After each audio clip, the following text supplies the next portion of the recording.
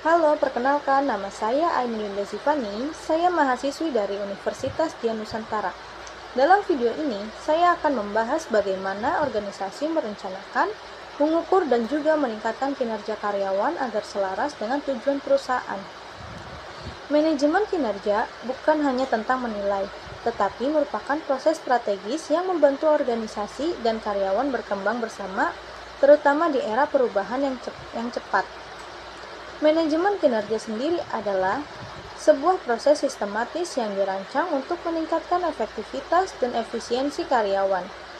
Proses ini mencakup perencanaan, pengukuran, pemantauan, dan juga peningkatan kinerja secara terus-menerus.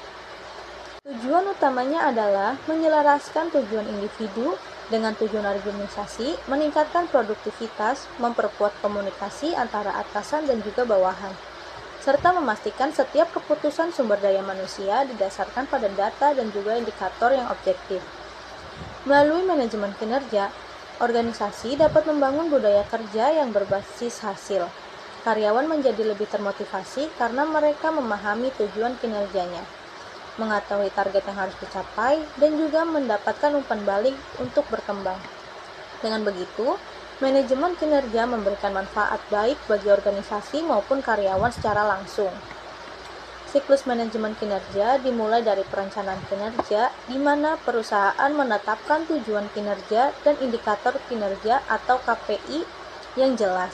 Setelah itu, dilakukan pemantauan dan pengembangan, seperti memberikan umpan balik secara rutin, coaching, dan juga pelatihan yang diperlukan.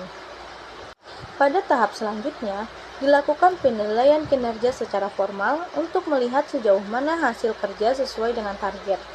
Terakhir, hasil penilaian digunakan sebagai dasar untuk tindak lanjut seperti penghargaan, promosi, ataupun rencana perbaikan bagi karyawan. Dalam menyusun indikator kinerja, perusahaan biasanya menggunakan prinsip SMART. Tujuan harus spesifik, dapat diukur, realistis, relevan, dan juga memiliki batas waktu yang jelas. Selain itu, organisasi juga dapat menggunakan balance score yang melihat kinerja dari berbagai perspektif, seperti keuangan, pelanggan, proses internal, serta pembelajaran dan juga pengembangan.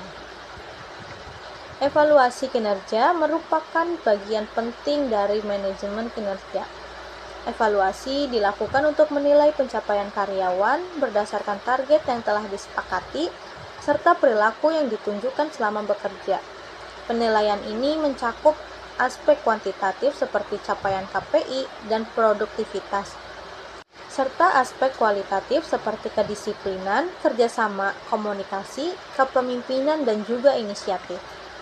Ada berbagai metode evaluasi yang dapat digunakan. Yang pertama, ada metode rating scale. Menilai karyawan menggunakan skala tertentu dari rendah ke tinggi. Yang kedua, ada metode manajemen by objective atau MBO. Mengukur pencapaian tujuan yang ditetapkan bersama di awal periode.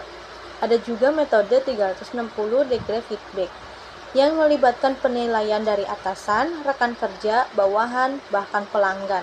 Selain itu, ada metode checklist dan critical incident digunakan untuk mencatat kejadian penting yang berdampak pada kinerja. Proses evaluasi dimulai dari penetapan kriteria dan indikator yang jelas. Setelah itu, data kinerja dapat dikumpulkan melalui laporan, observasi, ataupun hasil kerja. Atasan kemudian akan melakukan penilaian yang mengadakan wawancara evaluasi, yaitu diskusi secara langsung antara atasan dan bawahan untuk membahas pencapaian, hambatan, serta rencana pengembangan ke depannya. Hasil evaluasi kemudian dicatat sebagai dasar untuk penyusunan rencana kerja atau pengembangan selanjutnya. Namun proses evaluasi tidak terlepas dari tantangan. Biasanya penilaian seperti halo efek atau resensi efek dapat mempengaruhi objektivitas hasil evaluasi. Kurangnya dokumentasi atau komunikasi juga dapat membuat evaluasi menjadi tidak efektif. Karena itu, evaluator perlu dilatih dalam sistem manajemen kinerja, harus dijalankan secara konsisten. Dalam memberikan umpan balik, sangat penting menggunakan prinsip SBI, Situation Before dan Impact. Artinya, dalam umpan balik diberikan berdasarkan spesifik, perilaku yang terlihat, dan dampaknya pada tim atau organisasi. Umpan balik yang baik harus fokus pada fakta, tidak menyerang pribadi, dan melibatkan karyawan dalam menemukan solusi. Evaluasi kinerja memberikan manfaat yang besar. Bagi karyawan, ini menjadi kesempatan untuk berkembang dan mendapatkan pengakuan atas usahanya. Bagi organisasi, evaluasi ini menjadi dasar untuk keputusan strategis dalam bidang sumber daya manusia. Sementara bagi tim, proses ini membangun budaya kerja yang lebih kolaboratif dan saling mendukung. Pada akhirnya, manajemen kinerja bukan hanya prosedur administratif, tetapi sebuah strategi penting untuk menyelaraskan potensi individu dengan visi besar organisasi. Dengan evaluasi yang adil, transparan, dan juga berbasis data, organisasi dapat membangun budaya kerja yang sehat, produktif, dan berdaya saing tinggi. Demikian pembahasan mengenai manajemen kinerja dan evaluasi kinerja.